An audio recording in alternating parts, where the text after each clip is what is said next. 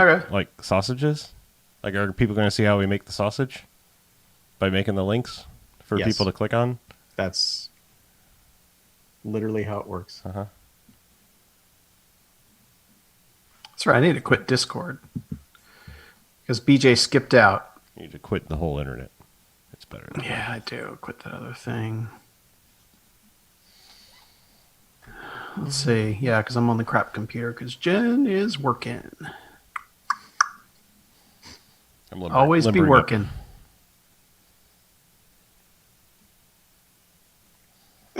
But yeah, so I've got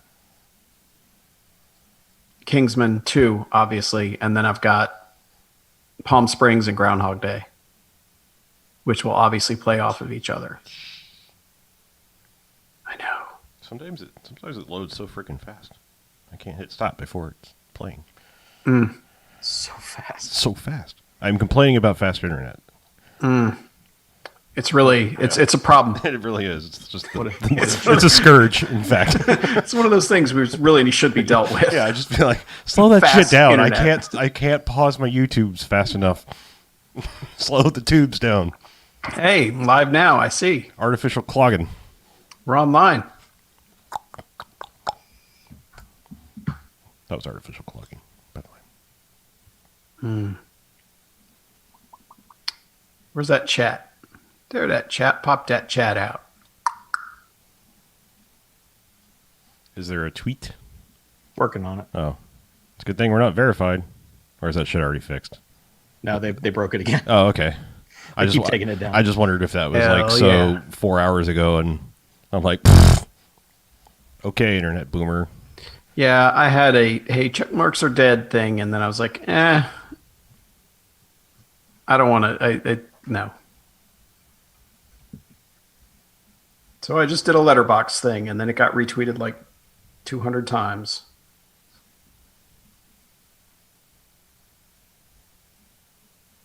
Tweet.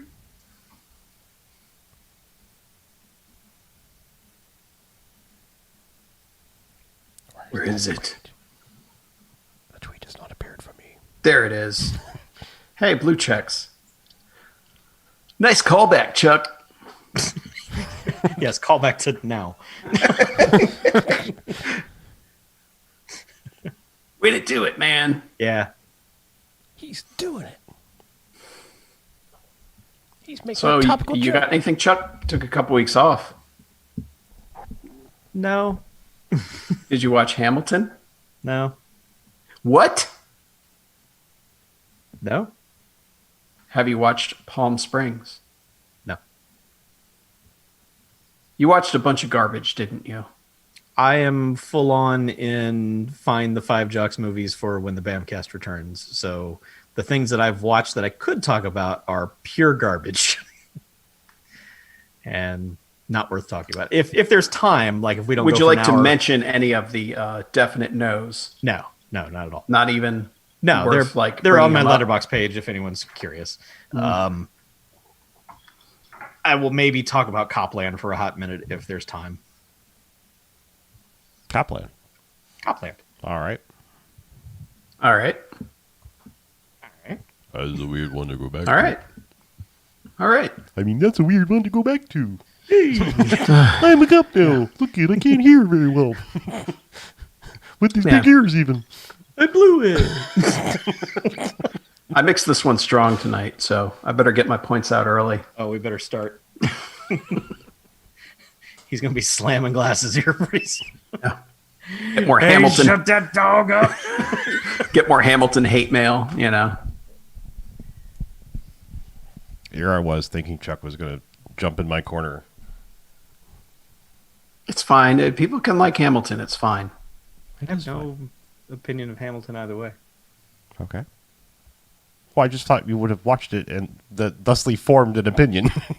No, when it's readily that's the thing available. that needs distance. I need everyone to shut the fuck up about Hamilton. All right. Really? Yeah. Okay. Okay. I don't deal well with hype. You know me. Do we? Yeah. Do we really? Yeah, you do. I need to unsqueak my chair one of these days. Yeah. So, do you have anything newer than Palm Springs? Me?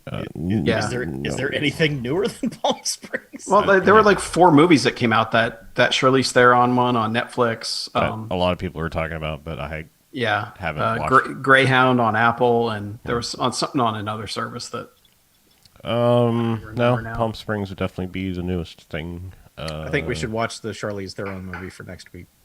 Okay. I was gonna watch it anyway, so I'm cool Yeah. with that. Yeah, people keep telling me I need to, so Yeah. So, I can do that. Yeah, and I'd probably get on Greyhound too. Yeah, Jen watched it in the office. It was right after Palm Springs, and I'm like, I'm not in the mood for that, and Yeah, but it's just going to suffer for following Palm Springs anyway. is So Greyhound a war movie?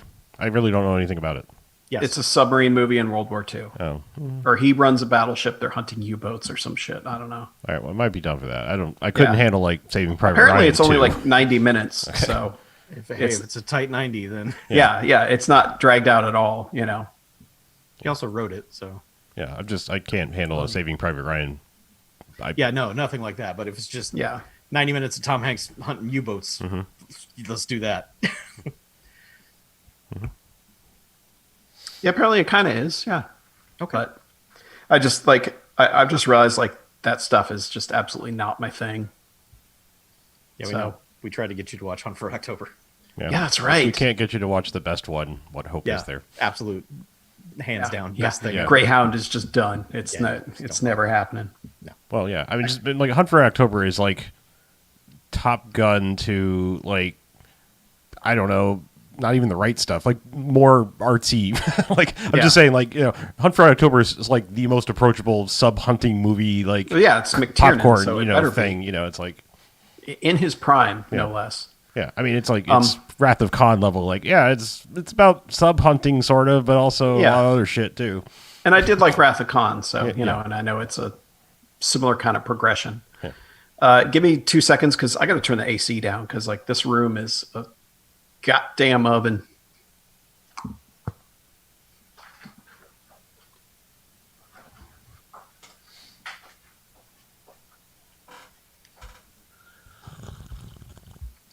I should go find the Hamilton set real fast and make that my virtual background.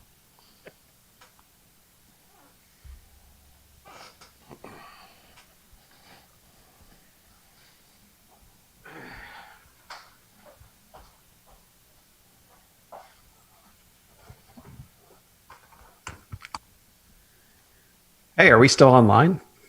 As far as I know, the Oh. damn fast internet's. Get off my lawn. Or is it just a night nobody cares? Maybe a little bit of both. Oh, did anyone post in the Discord? I did. I did not. He did though. Thanks, Chuck. I don't even have to retweet that. The Discord just works. Yeah, it's just there for all to see. All right, let's I guess do this thing. We'll just Sure. we'll just wing it as we go. Yeah. Sure. Too bad Bill's not here. Hey, Bill.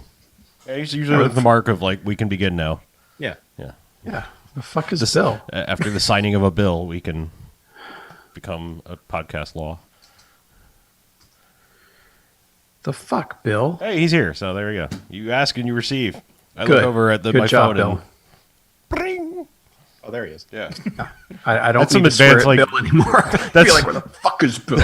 That's some like advanced like Fucker. Google like alert system right there. It's like somebody mentioned my name. Bill's here. I'm sure he be kind doesn't of sound amazing. anything like Bill out of Left 4 Dead, but anytime anyone named Bill is Nope. anywhere, it's Bill's here. Bill's here. Yeah. If I was still on AIM, that would be his notification sound when he signed online. Bill's here. Bill's here. I miss AIM. Yeah, AIM was fun. Hail Hydra. What? AIM is the other bad guy, globulous thing in the Marvel universe. Oh, Yeah. sorry. Yep. Yeah. Yeah. All right, and welcome to the Bamfcast Variety Hour, episode Hey! 12? 13. 13. I think it's 13. Okay, 13. We'll never get it right. I care. We weren't going to number these, and now they're numbered, and I should learn them. But I'm Harlow. I'm Mackie. I'm Chuck. Yeah. And we're still doing our quarantine random chatathon, not the standard format, so that's why it's still Variety Hour and a number, perhaps. It's basically the second half except a full episode, right? Yeah. Sometimes we With do some random other stuff. Sometimes we have danced around like with homework movies, almost having a proper first half, from time to time. So some of these Variety Hours are almost like a. Are you checking to see if everyone's recording? I was not. Start over. At least we didn't get far, right? Yeah. Good call, Chuck. Like as soon as he did that, I was like, "Oh yeah, my little bar is not moving across the screen, is it?" The T is for Twitter.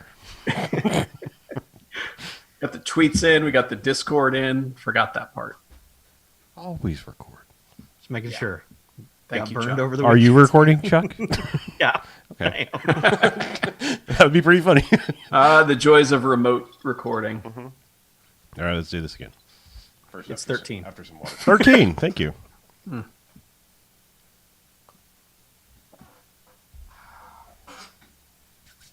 Yes. Oh, I didn't even. Man, we were just all Bush League this first go. This is a good thing. I didn't even lube or. No, I chapped up. Yeah, I didn't. I got the most important part done, aside from hitting record. Gotta chap up before you talk with your chaps. Have a bit of a tongue wiggle, waggle. Let's break Chuck before we even begin. That's what I do. All right, let's do this again. Are you gonna be okay if I go again? All right. All right, and welcome everyone.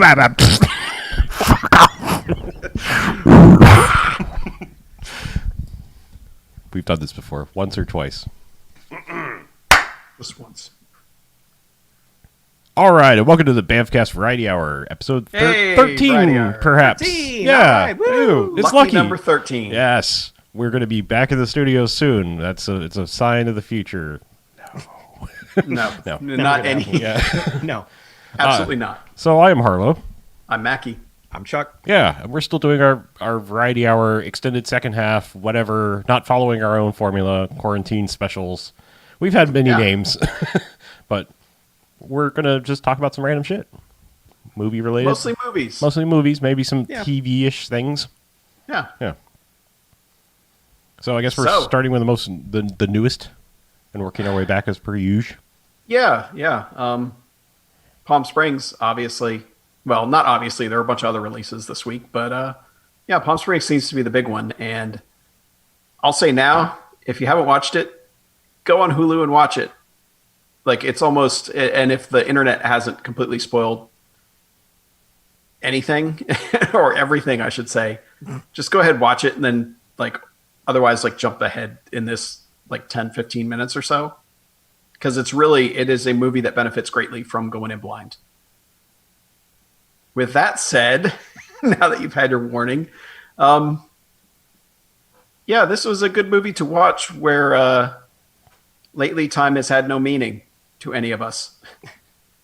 Was this always a Hulu movie? It was bought at Sundance for Okay. record amount and was going to be a theatrical release and then go to Hulu afterwards, I guess. But then it was nobody knows what the fuck to do now. Gotcha. Yeah. Boy, where to start?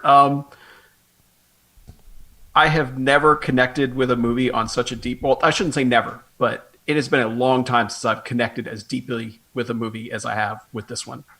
And maybe it's just the timing of let's come out during a time when everyone's stuck at home and their days just run together and things aren't changing. Because as the internet has probably told you, and the trailer actually does as well, which kind of sucks, but it's a Groundhog Day movie, Infinite Time Loop, which apparently everyone is on Letterboxd is saying is a played out, overdone thing. And I haven't watched Russian Doll or Happy Death Day, but those are the only other ones I can think of since Edge of Tomorrow. And even before that, it was Source Code. And then Episodes of Star Groundhog Trek. Day. And yeah, I mean, I guess get there was it, a Black Mirror episode that it showed up into, but Yeah. I mean, It's as such a su- specific gimmick that it's Yeah. it's not just like, oh, this is a slasher movie. It's like, oh, Mhm. this is Groundhog Day. Yeah, yeah, and I mean Groundhog Day has kind of become like the Die Hard in a it's Groundhog Day, whatever. Yeah. And yeah, it would be easy to be really reductionist about it and be like, yeah, it's just Groundhog Day, but with more than one person. It's like, yes, but and I'll spoil going ahead a little bit. I watched Groundhog Day the next day because I had never seen it before, so that was interesting to jump that way. And it's weird to me that I hadn't because like the time loop structure is a thing that just utterly fascinates me, and like in watching this, that's there almost becomes when you watch Groundhog Day, it's like, all right, how's he going to get out of it? And this one is much more, does he want to get out of it? And it kind of, I guess, with Niles, the character who's Andy Samberg, who's like, I gotta say, probably never been better than he is in this movie. Um, he's me. I mean, there's no other way to say it. He's me in that he's been the trick of this movie is they start the movie where he's been in it for years. Like he's already been going through this loop for, I believe one of the early scripts, it was 40 years that he's been doing this. But, whatever it is, it's been at least years, probably decades that he's been in there. So he's already just resigned to, this is my life. This is what I do every day. And so all he does is get up and fucking drink and put as little effort into things as he can, unless he gets bored. And then he's like, all right, well, maybe I'll, figure out how to sleep with her or whatever, because it's the setting is he's going to girlfriend's best friend's wedding. His girlfriend's one of the bridesmaids. He basically doesn't know anybody there. And it becomes a kind of a running joke that nobody knows him there either, because he has to keep reintroducing himself to all these people. And eventually he gets the sister of the bride, who's the maid of honor, ends up bringing her into the time loop, because there is like, it's unlike Groundhog Day. There's a specific reason he's there. There's a specific thing that happens that gets him there. They never show you how he ended up in it, but there's a very like, it is explicitly explained that, yeah, this is how he ends up in the movie in this infinite time loop. Mm-hmm. And yeah, from there it just becomes like this metaphor for A, marriage and relationships, as well as B, finding a purpose for everyday life. Because for the longest time he has no purpose. He's like, this is his life. He's just coasting. And anyone who's been at a job where they no longer give a fuck, but they don't have the effort to find something new, will understand completely his mindset, because like, this is what he does every day, is gets up, goes to the pool, starts drinking, might go to the wedding, might just go to the bar in town and just hang out there, but never does anything. And then when she's brought in, obviously things change. He's got kind of this partner in crime, and I cannot say enough good things about how good Kristen Milioti is in this movie. Like she's the funniest one by far. Like, and she has like what might be my favorite line reading in a movie ever. And she's got like 3 of them that are up there throughout the course of the movie that are just like absolutely perfect, absolutely hilarious. Like, and the director didn't say, no, how about you say it like this? She was just like, you know what? I'm just going to fucking do this. And then they're all like, oh my God, that's so good. Like one of those things where they just, it takes someone special to bring that sort of stuff to a movie that is basically just, it's at its core, it's a romantic comedy, but it's a lot darker and it's got a lot more that it's thinking about in that. And it's not just like, oh, they're the 2 good looking people in the movie, so of course they're going to end up together by the end. And it treats like, the typical romantic comedy thing, like, oh, well, I didn't say this one thing, so that's going to come back and bite me later when she finds out type, that sort of stuff. It has like a billion times more weight when it happens in this movie, as opposed to how standard romantic comedies tend to work, when the couple has to have their argument and things go wrong, like it handles it completely differently than the majority of them would. And yeah, I absolutely love this movie. Like I have like this infatuation with this movie. I've watched it 4 times since Friday, and I'll probably watch it a bunch more. And it's one of those where it's like, like I feel like Baby Driver connected on a level like that for me, where it was just like, if I made a movie, I would make this movie. Whereas like this one is like, if I was in a movie, this would be me, this movie. So I absolutely adore it. I love where it goes. And like, it's one of those also where like, there's a ton of just tiny little touches that, you don't catch the first time, but like she throws him a birthday party in the time loop at some point, and there's a real quick shot where she shows him the cake, and then they quickly show her slapping the bride and groom off the top of it because she's obviously stolen it from the wedding and just brought it to the bar where they have the birthday party. There's just tiny little touches like that all over the place. And yeah, I can't say enough good things about it, but Harlow, you've watched it as well, right? I did, yeah. Yeah. I know I'm kind of dominating it, but like, it's like I've been holding this since like Friday, where I'm just like, oh my God, everyone needs to watch this fucking movie like immediately. Sure. And then it feels like nobody else did. So No, I mean, I agree. I do think it's a really good movie. I don't know if I don't know if it just didn't strike me at the time. I didn't have like that, Baby Driver style epiphany moment with it or anything. Not to pick apart what you said, I just wanted to. I think the difference is like. So I know you're going to talk about Groundhog Day too. So like the difference between like Bill Murray and Groundhog Day is like he's kind of where Andy Samberg is, where we meet him in the movie, though he's not in the loop yet. In his life, he's already like, fuck it, I just don't care. I'm in the shitty, I'm never going to get my real job. I'm working this shitty thing, blah, blah, blah, blah, blah. I'm doing the fucking Punxsutawney Phil bullshit. So he's just already in this like nihilistic, I don't give a fuck lifestyle. I think the Andy Samberg character, nihilistic there guy, is like, they show you things that like clearly like, let's use the round number. If he was there for 40 years, I think he spent 20 of them fucking mastering shit, because like they show him like going to the bar and challenge the bar lady to a dart contest and just like throwing fucking perfect bullseyes on top, like stacking darts. And so like he's obviously like within the confines of what you can do within a day in Palm Springs, California, like he has mastered what he can master. He's constantly like doing dumb dance things and stuff like that is like beyond somebody that just completely doesn't care. I just think it's funny because it's like you obviously tried to make the best of it for a while, like we all would. Like, oh fuck, just I know exactly what's going to happen every day, and I can fucking rob a bank because I can just walk into the vault knowing exactly where everybody is. Die 15 times and I finally make it in. So he's obviously done all that, and then it's just now at like I've fucking done it all. Like he said, I took meth and like went to Ecuador, or something like that. Just because like that's the other thing is like in Groundhog Day, I believe it's like the stroke of midnight. You fall asleep or the stroke of midnight, whatever. It's resetting the day. It was 6 a.m. Okay, is it okay? So yeah.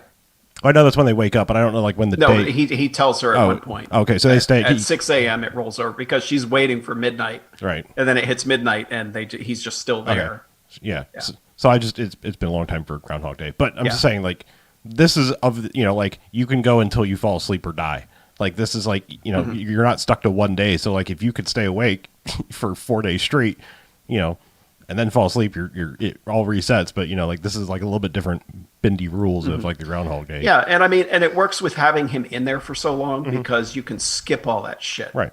And he's basically telling her, skip all the shit. They're like, it's not going to work. Just let's move on here. Yeah. And and that's when she embraces the fact that she's stuck in there. That's when the movie gets really fun and has some of the funniest stuff. And it's like it's kind of and thinking about Groundhog Day, it's the stuff that movie didn't explore. Like it, because they have him obviously do the, all right, what's this girl's name? Who was her high school English teacher? He does kind of like the whole shitty person thing that, I'd say it, I'd probably would have done it too. If you're stuck in there, it's like, well, let's make the best of this. And, and I do like that she immediately, like, they never mentioned Groundhog Day for one, which felt a little strange, but I guess I understand why they wouldn't. But he just says, yeah, it's one of those time loop things you might have heard about. And she's like, I might have heard about what?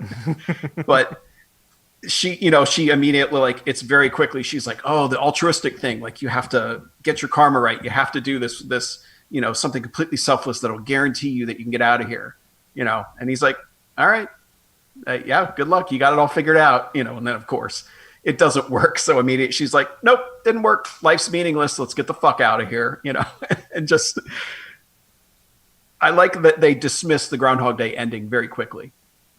And they're just like, nope, move on from that. This is not what we're here for. Which, Well, I think the best part, I mean, again, I don't want to spoil the whole thing for people who haven't seen it, but I think the best part about that is, I mean, he is so literally resigned to, the whatever attitude that he doesn't really, I mean, he's kind of does the no, wait, don't kind of attitude of like the Willy Wonka thing of like, I'm going to try this, and it's just like, it's not going to work, and then she's like, I'm going to try it anyway. It's like, no, wait, don't, it's like, well, no, he just does it. All right, see you tomorrow. Kind of, it's just, it's even when he lets her go down the whole like, I'm going to do some altruistic thing, and then when it doesn't work, he's like, yay, kind of like, told you, like not even really like a told you so, just like, yeah. But I like this movie does not waste any time on anything. I mean, it moves, and it's 90 minutes almost exactly. And they just, it gets to a point where it really makes me like question what I would do, and I think that's the appeal of time loop movies is it's like, do you have the, like, obviously what would you do if you were him? And me, I hate to say, but like, if I ended up in a time loop where all I had to do was get up and drink at a hotel and eat the food at a wedding later that night, it's like, man, I'd probably do it. You just hope it's not a shitty this wedding. world I'm living in right now. I've been to some shitty weddings with shitty catering, and that would be my well, luck. And like they you also, get stuck they somewhere nail, in 2020, just like you're waking up in your house every day where you can't really go do anything. I mean, I guess if you don't care about getting a virus, you can go do whatever the fuck you want. You can be the people walking around without masks.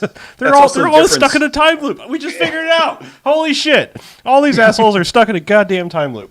Fuck. Yeah. The movie should have taught us everything. That's the difference here. Like in Groundhog Day, it's presented as like, no, he's got to find a way out of this because it just sucks being here, because he's got to go to work. He's got to, like, the weather's shit. It's just like it's treated like immediately like, all right, how is he going to get out of this? Whereas this one, it's like, it's like, man, it's kind of an appealing setting to be in, like, especially for someone like me who, like, I hate to say it, but like, I'm so much like him in that, when the whole quarantine thing started, I lost my job. I was just like, man, I'm going to restart that Futurama podcast, and I'm going to do this, and I'm going to do that, and I'm going to write my script and all this shit. And then it was just like, I ended up spending half of it, like, obviously looking for jobs, but the other half just sitting on our Discord and then playing video games. And I feel like, that's Niles. Like, if there was a fucking Xbox there, he'd probably be playing that most of the days. It's just like, I would just go. I mean, given this like 40-year time loop thing, I'd probably just like learn how to speed run some games and just like that day log on and be like, join the speed running community and be like, hey, is this good? Just annihilate some classic ultra hard video game and just be like, what the fuck? That's the thing with Sarah. Like with Sarah in the movie, why it's good having her is that eventually, with her, it's not this perfect day that, she got to, like, this day with no responsibilities or anything to hang out in. She's stuck in a day she doesn't want to be in. And it becomes a motivation for her to find a way out. And I feel like that would be my wife. She'd do the whole, like, let's fucking steal a plane. Let's fuck around. Let's do all this stuff in the beginning. And then she'd be bored of it pretty quick. And then would be like, all right, I'm going to dedicate myself to finding a way out, and, you think about like Bill Murray learning to play the piano in Groundhog Day, where it's like, all right, yeah, I'll do that. It's like, I'd tell myself like, yeah, I'll learn Japanese, and I'd learn like 5 different languages. And it's like, I wouldn't, I'd give up after maybe a week or so. I just,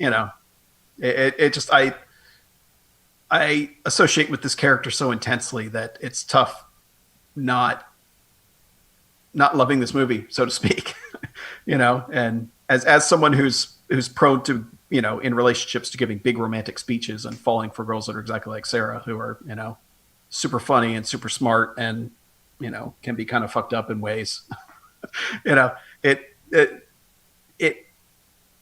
connected pretty thoroughly with me. And yeah, I haven't even gotten to the music, which like they don't use the songs you think they would use, and it's like they end with a Hall and Oates song, and it's like, oh yeah, that one, okay, that works, and it's like you probably have never even heard it before, it's just everything to me about this movie works, like literally everything. Love it.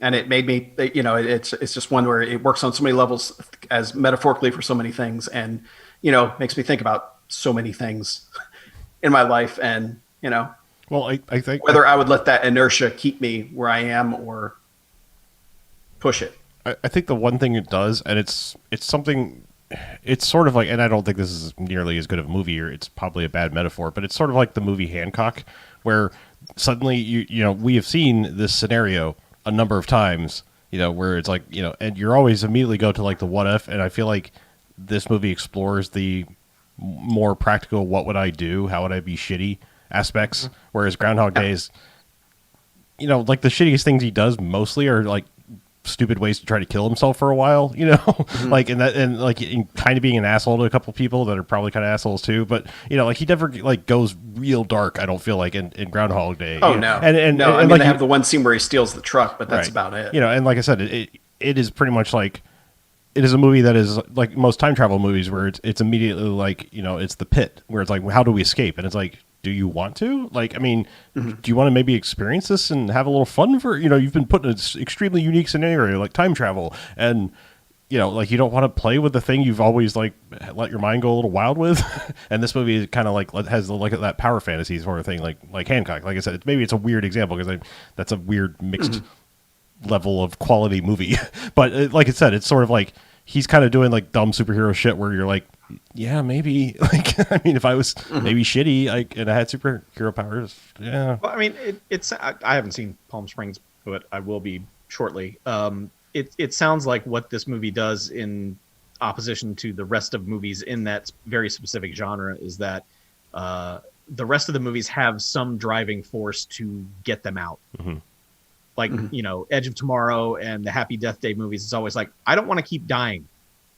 Yeah. And Yeah, Groundhog Day is just like, this existence sucks. I have to get out of this somehow. Well, and he makes a point to tell her, like, the first time she's going to get them killed, he's like, it hurts to die, just so you know. Like, you still feel pain. Like, it still sucks, and you're going to remember it. Also, like, make it quick because you can like, you don't want to like spend your last hours in an ICU or something, like dying. Yeah, slowly. he said nothing worse than slowly dying in the ICU. Yeah. But yeah, I mean, did you have any other thoughts on Groundhog Day, or can I? I guess the thing about Groundhog Day that I noticed is like the resolution. Okay, I'm going to spoil a whatever it is, 27-year-old movie. The resolution is that he has to almost like have, in video game terms, the perfect run. Like his day is, okay, I got to save this guy, and I got to help these people, and I got to solve this, and it's like he's got to pile them all on, and it kind of works in terms of that movie because it's like, all right, but it doesn't feel like the altruistic thing that it's supposed to be to me. I mean, that's maybe the one flaw I have with the movie, aside from the soundtrack, which I think is atrocious, but it's a 90s comedy. So it's like, here's what you're thinking right now. That's 90s comedy soundtracks suck, like almost universally. They're all fucking terrible. But, that one is just like, oh no, he's confused. He's walking down the stairs in the bed and breakfast. Oh no, this is zany, like that sort of shit. But aside from that, it's just like the resolution is his, like, the whole thing with Andy McDowell is always a little weird. I'm glad that it goes where it does, as far as like him trying a dozen different things, and there's just that montage of him getting slapped, which is good in that it's like, hey, pickup artist douchebags from 15 years ago, watch this, because that's probably, it's like there's not some magic key that unlocks her sleeping with him, and it's like, I like that it presents it that way, where it's like, okay, it doesn't matter how many things you're able to figure out and tell her, it's not happening, and then once he moves past that, then it becomes more about, okay, being a better person, so to speak, but it's also more like, all right, well, figure out this, your perfect run through this day. And it's like, that's what unlocks it. But it just kind of like, I don't know. It doesn't like entirely work for me. I like that he has the almost perfect run. And then, as we all do in video games, the next 2 or 3 runs are just like skipping over, just like get to the end of this and rushing through it and fucking it up. And then you're just like, man, it's going to be cold. It's going to be gray, and it's going to last you the rest of your life. Yeah. Are you on the right mic, Chuck? You sound like you might be on your headphone mic. You all of a sudden sound like real compressed. Really? Yeah. All right. Well, I'm just saying, scratch your snowball. Let me know if it's coming from there. All right. No, it's coming from there. I just, like, all of a sudden, like, is it just me? All of a sudden, he's like... No, I hear it. It's a little bit off. Okay, it's fine. Don't worry about it. Maybe it's because I just didn't talk for a while. Maybe. Yeah, it might be that Yeah, stupid it's probably just Zoom, like, hey. It might be that stupid auto level thing. Mm-hmm. Turn back on. Yeah. Yeah, I mean, the don't get me wrong. I like Groundhog Day because, I mostly like... I like more movies than I don't like movies. I mean, that's the secret about me, I think, really. I just choose not to watch the ones I know are not going to appeal to me, like, at all. But, like, I'm fine with, like, romantic comedies, even though it's a formula, and the secret is like, Groundhog Day is just a romantic comedy. He's a guy that the lady needs to reform. It's just the lady is aided by time loop. It's like, it's still like the flawed man, lady formula. It's just like, they were like, well, if we throw this sci-fi element into it and it's got Bill Murray and maybe he's a little wacky, it's like perfect sci-fi, romantic comedy. And spoilers, it is. I mean, it's the Jerry Maguire formula. It's like we're going to appeal sports and also ladies, it's like, it's how you make these box office goal, like, rom-coms, Yeah. And that's the thing, like Groundhog Day, obviously not having seen it yet, it has a lot to live up to. And, that's still a 5-star movie. I mean, that is like, it's a classic comedy for a reason, because the shit's funny, like Ned Ryerson is, just like the scene where he just finally gives up and fucking knocks him out is just so good. Yeah. And it's like, and the way I could sell Palm Springs to people is if the whole movie was the run where he just fucking knocks out Ned Ryerson, that's kind of like how Palm Springs treats the time loop thing, is you've already met the guy who's at that point where he's just like, all right, just fuck this guy. Let's go. Let's move on with this day. So yeah. I mean, it's great. I hope I still feel this way in, like, a year. And it's not just like this recency thing of me going, holy shit. And, and just coming out of the situation that I did with the whole quarantine. Nothing's going to change in a year. You're just going to keep watching it and everything's going to be the same. You're going to be like, wow, this is great. But I love the idea of the time loop movie where it's like, what would you do in this situation? Like think about which day would you relive forever? Because Bill Murray, he talks about the one where he's like he's on an island eating lobster on the beach with this beautiful girl. And he's like, why couldn't it be that day? And it's, would you relive that day? Would you pick a day where something went horribly wrong and you could have stopped it? Like all these sorts of things. I mean, come up. My brain goes stupidly immediately logical, and I'm like, pick a day when I was in New York City, because I'm like immediately like trying to. There's a million things. Well, yeah, I'm like trying to zombie game this already. I'm like, well, like you got to get to the Costco and roll the doors down, and you got all the food and all the shit. It's like, it's like I'm immediately like, be the place where there's the most to do. Like, be in London, be in New York, be in Tokyo. Like, these are easy things. Like, you don't want to get stuck in fucking like Sacramento. I mean, Sacramento. Sacramento wouldn't be the worst. Okay, how about like Dayton, Ohio? I'm sorry, shitty little burgs. How about Puxatawny? Yes, Pennsylvania. Yeah, but also just one last thing: the wedding. They nail so many crappy things about weddings with that wedding. Like there are so many little touches in there, and like as someone who had to give a speech he didn't realize he had to give at my sister's wedding, I can very much feel for the point where she has to give a speech and doesn't realize she has to give a speech. Yeah, and then like the bridesmaid speech, the one that's just like talking about the definition of love in the Webster's dictionary. In the Webster's dictionary, you're just like, oh my god, this is every fucking terrible, unfunny speech ever. What movie did I just recently rewatch where they literally called that out, talking about like debate shit? Oh fuck! God, it's like a classic movie that I just rewatched, and it's like I don't know. fucking gone. Like they literally like someone does that, and it's just like, oh come on, like seriously. Yeah. But I mean, this just made me realize that like some of my favorite movies of all time are actually romantic comedies almost. Like this and Out of Sight are very much about, funny, cool people who probably shouldn't end up together. But this also captures that whole feeling of like when you first started dating someone and like the entire rest of the world kind of like just is gone. Like all you care about is that person. I think the middle of this movie captures that in a very profound way. And it's 100% watch it. 5 stars. Would recommend to anyone. For once, I solved my own mystery. It's actually a Community episode when they have the debate team thing. Like someone starts that as like Webster's defines, and like everyone's like, "Boo!" Nice. You can't start a debate with that. Yeah. Speaking of, like, okay, I have a weird double pivot, a double segue, if you will. Speaking of Dan Harmon and time loop things, I picked a random thing out of the newly released Peacock app, which I still am going to laugh and snicker every time I say. But the new NBC whatever Universal thing, I picked a random ass movie out of there because I was like, I'm not paying for this yet until I know more, sample it a little bit more, and I want to see how the ads disrupt a movie. And I gotta say, really well.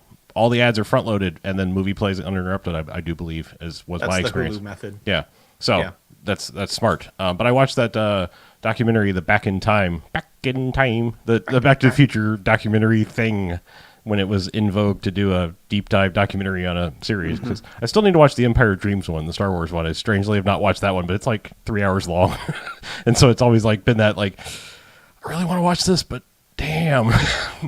I am not aware of this documentary. So. Okay, well, it is on Peacock. Yeah, it is floated around. I think maybe I popped in. Maybe I saw it on Hulu in the past, but they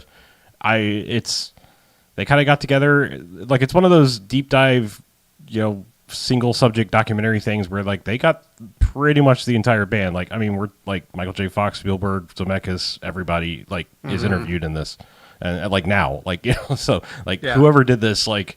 Had some kind of or it was produced by Universal.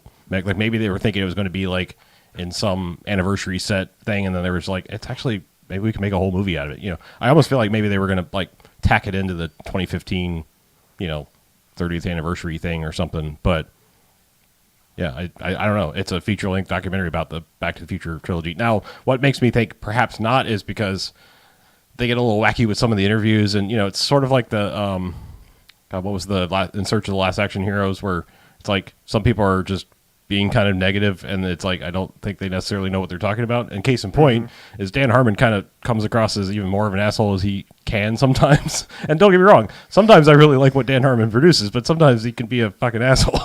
Yes, because that he is just documented. He was just like, oh yeah, Back to the Future is a fucking perfect movie, but everyone knows 2 and 3 suck, and it's just like, I don't think everyone agrees with that. In fact, actually, I think most people say it's. Arguably, yes, one is a damn near perfect movie. I think, maybe, Zemeckis basically comes in and he's like, no, there's some shots that are out of focus and stuff. It's not perfect. Zemeckis is so fucking dry and droll. He's kind of hilarious, like how just nonchalant he is about his career.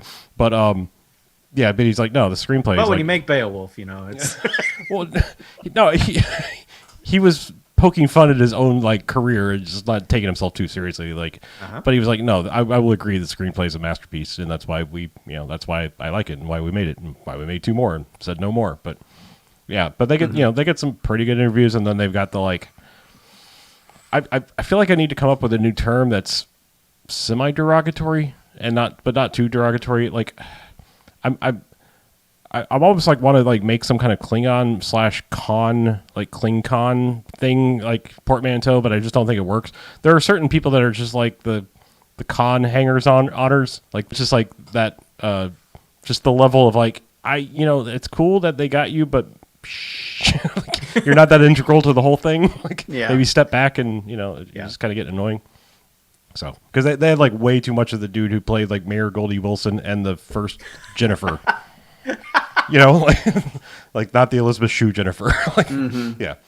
Well, I would be interested to hear from the first Jennifer because she has a story to tell about not being in 2 and 3. Again, What is nothing. the story about not being in 2 and 3? Hold on.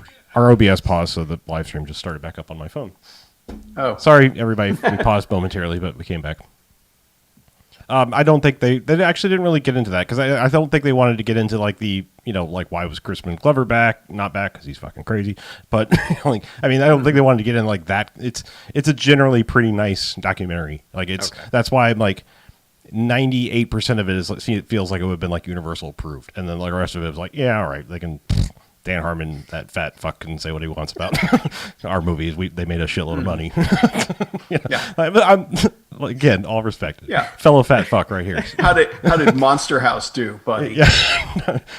But yeah, it's yeah. So I'm just saying, if I'm not like some giant Back to the Future nerd, but I was like, this interests me enough to give it a try. And so they had a whole section on the people that collect DeLoreans and restore them and try to turn them into. It's like they kind of cover turn them into time machines. They kind of cover like different Don't sections care. of the fandom and stuff. It's like it's actually fairly interesting. Like it never lingers on any one thing too long to be like, all right,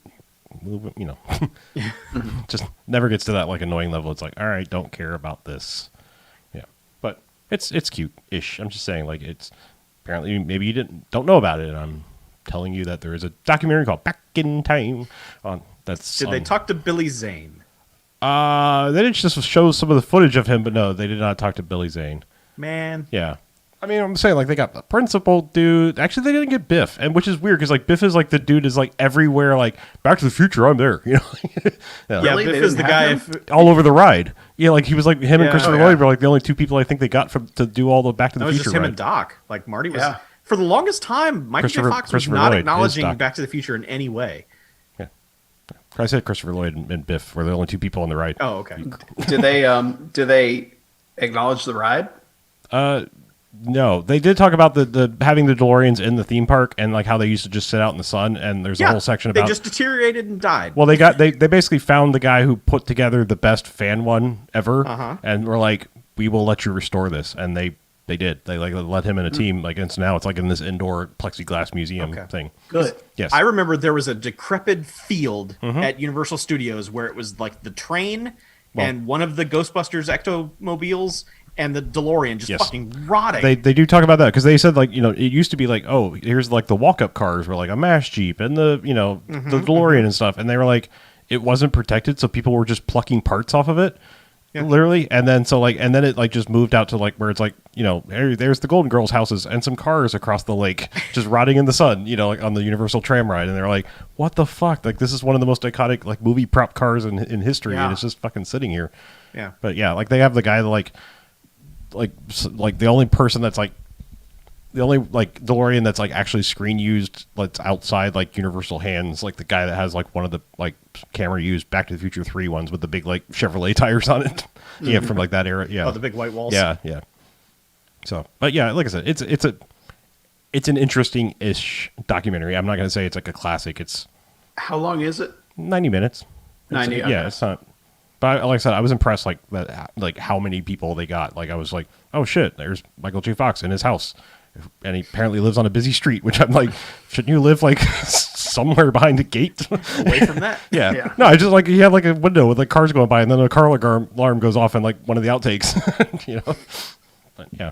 Bizarre. Yeah. It's just funny to think about that and think about like the early days of DVD and like Universal movies. Like I remember Psycho had like a 90-minute documentary Yeah. on it. You Yeah. know, like Jaws, that Lorenzo de whatever his name is, like a whole 90-minute documentary. Like, and then like 1941 has like a 2-hour documentary. oh yeah, there's some movies that are just total bullshit that have like these huge like and that is one thing I do miss about that era is having like electronic press kits for crap movies where they're just like, oh man, you're not going to believe what you're going to see, and it's like Eraser coming 1996. It's like, no, sorry. Behind the special effects of Meet the Deedles. Yeah, there was a two disc set for that fucking movie Duets. And I was like, what the fuck do you have to put on another fucking disc for fucking Duets? Wait, is that the one with Huey Lewis? Yes. Yeah. Coincidentally, who they interviewed Yeah. for this? Yeah. Yes. Oh, did they? Yes. Good. Yeah. How's he doing? I heard he's going deaf. I didn't hear anything about that. No, you didn't. They didn't discuss that. I don't like. They didn't. Okay. I mean, they talked about Michael J. Fox's Parkinson's because it was part of it. It was like there's a fan community that like does. There's like a Fox Foundation, research thing, and there's a segment of the community that like this couple built a DeLorean and takes it around for charity shit, basically. Yeah, I took a picture in that at MegaCon. Yeah, and so you pay them like $10, and that's a donation to the foundation. yeah, well You get to they're in take this a picture in documentary. the So yeah, there you go. Good for them. Yeah, Yeah. But I might have to watch that. Is Peacock free? What's the deal with it? there's a free Yes. level with ads. Then there's like a premium level which unlocks some additional shows and movies. Like there's a little symbol for things that require the $5 subscription, and there's a $10 subscription that's that stuff plus no ads, except for unless you click. So I guess we'll go and talk about Peacock for a second. Yeah, let's talk Yeah. about Peacock. Okay, so Let's get it out of the way. was like okay, so first off, like yes, it's kind of like we ported everything that was on Hulu and plus a little bit more over to this. But what I think is interesting is like, and this is strange because in this world of like Spotify and Netflix, where it's just like, what do I want to watch and watch all of in sequential order, that like this suddenly seems like a neat feature. But they have these. There's a few like random channels that are just rotating streams of whatever. And in the case of like Saturday Night Live, they just have one that's just clips, random clips from all eras at any, like there's no theme. Like they did replay the 40th anniversary special today in the middle of like those, and I changed the channel, but to discover that there's also a Bob Ross channel. So if you're ever feeling stressed, just anytime you need instant Bob Ross from some period, there it is. Yeah, But I like it. it's nice that you could just click these channels and it's just like, It's just a live stream of whatever. There's an Office channel because of course there is, and I mean, I think there's even one that's just like Office snippets. It's not even like full episodes. I think there's one that's just like, here's classic bits from The Office. here's a funny bit that Yeah. you would probably watch on YouTube. Yeah. Oh, So- look, Jim looked at the camera. I mean, obviously the entire series is there too to watch, but I'm just saying, like, I appreciate So- that feature of just like, stream these fucking channels where it's semi-curated, Yeah. So obviously NBC stuff is there. Is it like Universal Yeah, there's like movies classic are the monsters. ones like so basically all those are going to disappear from the other Who knows? platforms, right? There's not. They've been real cagey about that. There's really not a lot of Universal content out there on other places. Yeah. I mean, it's strange because we were just talking about Palm Springs, but like honestly, like what's the future of Hulu? Like at this point, it's like it's almost all Disney content. I mean, other networks are on there, but it's like it's almost wholly Disney owned. And it's like, at what point do they just say fuck this and pivot to Disney Plus or what whatever? it should be is a bunch of basic cable channels, obviously like Discovery Channel and all that stuff, because that's where that is. But that's where Disney's like Touchstone movies and that stuff should go, Right. because they can't put like Down and Out in Beverly Hills on Disney Plus because it has swears, Sure. that kind of thing. Yeah, I'm fine if they want to keep that. Like, here's the whatever goes section. Because I mean, Palm Springs is like Groundhog fucking Day because it's like it's Groundhog Day is pretty tame and it's like Yeah. Yeah, they're I mean there's no nudity in it, but they kind of bridge every other barrier gets broken through at some point in that So movie. I mean if that's what they want to do, and Hulu's like you want to dance? Like here's where you go for the adult shit. Hulu, Yeah. bitches. Disney After Dark. Yeah. I scrolled through a bunch of Peacock stuff last night. Like the TV show content is weird because there's a bunch of CBS shows in there and a bunch of Fox shows in there, and I'm like, what is this? I think there was like that weird time when it was like before we had just mega conglomerates, it was like Universal would produce a show, but it would then be shown on CBS, and then it was like now NBC is Universal. So it's like back in the old days, it's like that's why like Star Trek's always been such a weird thing. It's like, is it CBS? Is it Paramount? Which is not CBS? I don't know. Yeah. So there's that. But then once again, I built myself up to massive disappointment because I was like, oh, they've got access to the Universal library. This is going to be great. All the Universal movies will be available. And of course they aren't. But there is a good selection of stuff. Like all the Universal monster stuff is there, which I figured they would hold off because they keep selling those sets like Gangbusters, all the Dracula and Frankenstein stuff. But then like their movie section is padded out with every fucking Asylum movie. And because like the Asylum gamed the Netflix algorithm early on, all the movies start like with numbers or A. So when you start scrolling through the movie list, it is just 900 Asylum movies, and it's just like, man, this movie section sucks. Like, let me out of this video store. Yeah. This video store is garbage. It definitely needs some work. I mean, the app is clunky. Like I have not sampled it on multiple devices, but I was trying it on Apple TV, and like when you go to the TV or movie section, you have to scroll through like Netflix, like 1,000 different weird categories that don't necessarily make sense. But down at the bottom, when you get to like the all list, you think with the Apple interface, you just start scrolling and it's going to scroll infinitely through A to Z. No, it's like it goes to like a cached number of, I didn't count it, but I'm guessing like 50 or whatever the Apple default is.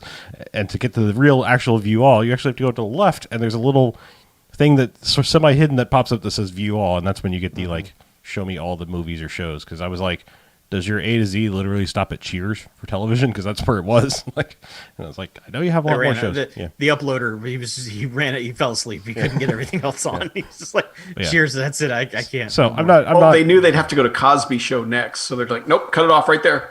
I don't think that's going to be anywhere. Probably not going to be on there. No, probably not the mysteries either.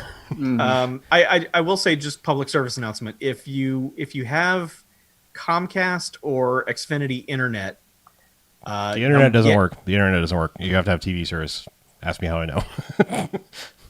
No, I already tried to link that. I tried to do I only have internet, and it was like you can't get Peacock. Oh, it didn't? Okay. No, I think you must have some TV service. I must have like a 5-channel bundle or some shit. Do you have the HBO bundle, like the Internet Plus? I must have just the most basic thing. I don't know. Or maybe I just fucked up. I don't know. Like the limited tier is free for everybody with ads, and then there's a premium tier with ads, which is everything with commercials. Mm-hmm. You can get that for free if you've got Comcast, whatever package you have to have. But then there's like a $5/$10 package, which is everything on there minus commercials. Mm-hmm. So you may not have to pay $10. You may only have to pay $5, depending on if you have. Yeah. No, yeah, and I think maybe Cox too. I think that was an option when it went to let me link it. So there's saying your Cox mileage may vary. So just but yeah, we're not shilling or anything. Just it's what it is. It's the next. It feels it's weird because it feels more broken than like HBO Max did, and feels like everyone lost their shit on that. I mean, I get that it's not on Roku or Fire devices. That I don't know whose fault that is. To be honest with you, like I don't know what somebody's, because that's a pretty big fuck up. Oh yeah, I mean, and this is too. I mean, this is also not on the same two devices. Which like when it was just HBO Max, everyone was like, "What the fuck, HBO? What are you doing?" Now it's like, okay, maybe it's Roku and Amazon. Like, what the fuck? Yeah. Like, like in a similar vein, like Jen wanted to watch Greyhound on Apple Plus, and we don't have an Apple TV, and we couldn't cast it from the phone to we have an Android TV, the NVIDIA Shield. Couldn't cast it to that. Had to go on her Mac and stream it from their fucking website because she hasn't upgraded to Catalina yet. Catalina has an Apple TV app that you can watch it on, but otherwise, fuck you. You're not watching this unless it's on an Apple device somehow. Well, a lot of TVs like a lot of TVs are now getting an Apple TV Plus app, the smart TVs, and actually, Shield probably actually has it too. No, it does not. No, I'm saying they've divorced it from like the Apple devices because like Samsungs and LGs now like have it in their app store, which I have an LG TV and I'll look again, but it was not there on Friday, and we tried to download a browser to run it, and sure. Oh, I'm not saying it's not like a weird walled garden, but that's. Yeah. I mean, honestly, I feel like. But that's the one I could accept, because it's like Apple. You're watching this on our fucking device, but like the other stuff not being on Roku is insane. Yeah, that's what I mean. It's nobody's fessing up to why it's not there, and like I said, with this now being the second major streaming thing that's not on those two specific devices, makes you go like, what the fuck is happening? Like, I mean, I start speculating like, okay, is Amazon buying Roku, and that's why it's like some weird joint decision, because I mean, it's just a little weird for those two, what seemingly disparate things, not to get these apps. I saw some reporting today saying something about how either the two apps that aren't on it or Amazon and Roku don't want those on there so that it doesn't fuck up their algorithm and keeps them walled into like the Amazon marketplace, that kind of thing. Because if they're using Amazon to watch this other thing, they can't necessarily mine that data. Sure. Who knows? Yeah, because I mean, I believe Roku's actually sells episodes and movies like in their store, which they do. Yeah. God love you if you're giving them money, but I'm just saying, like, I don't think they participate with movies anywhere, and that's like, that's don't. awfully risky to like go with such a Yeah. weird marketplace when there's giant ones that aren't going anywhere anytime soon. Mm-hmm. That also linked to a service that hopefully isn't going anywhere anytime soon. Yeah. But- If it doesn't have the Movies Anywhere icon, yeah.